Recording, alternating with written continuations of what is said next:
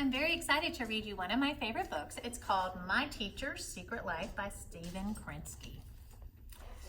I know everything about my new teacher, Mrs. Quirk. Her first name is Isabel. She bites her lip when she's thinking hard, and she has eyes in the back of her head in case we try anything funny. Once a week, Mrs. Quirk takes us to Miss Painter's art room. It's the only place in the school where we can make a mess on purpose. When Mrs. Quirk comes back, she doesn't always recognize us.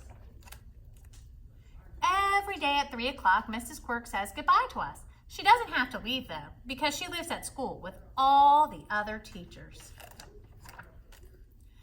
I can imagine what happens after we're gone. First, Mr. Crumple, the custodian, leads a trash patrol through the halls. Litter, he says, is no one's friend.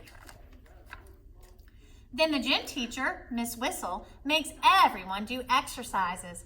Miss Quirk stands in the back because she has trouble touching her toes.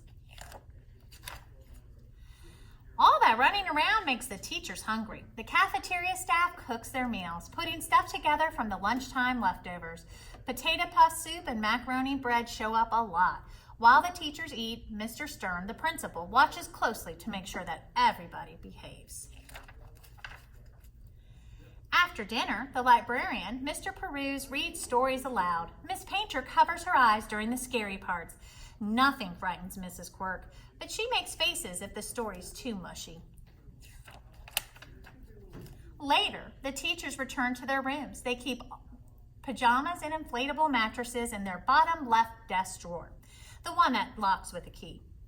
Sometimes the teachers have pillow fights in the hall. Mrs. Quirk swings her pillow like a baseball bat.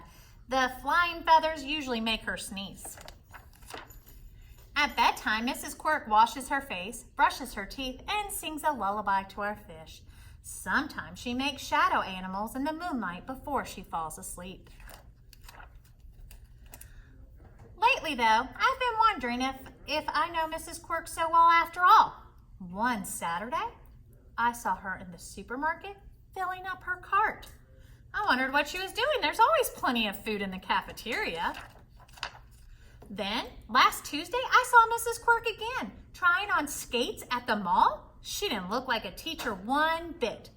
I don't know what she did with the skates. She never wears them in class or at recess. Maybe she races down the hall late at night.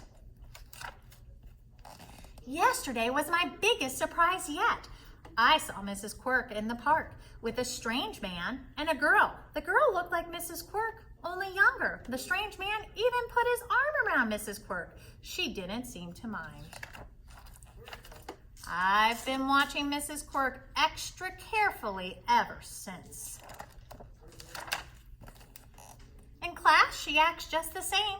She still knows who pushed who first and who tracked in all the mud from the playground, and she still bites her lip when she's thinking. Mrs. Quirk must figure she has everyone fooled, but not me. I know Mrs. Quirk has a secret life. I just wonder when the other teachers will get suspicious. The end.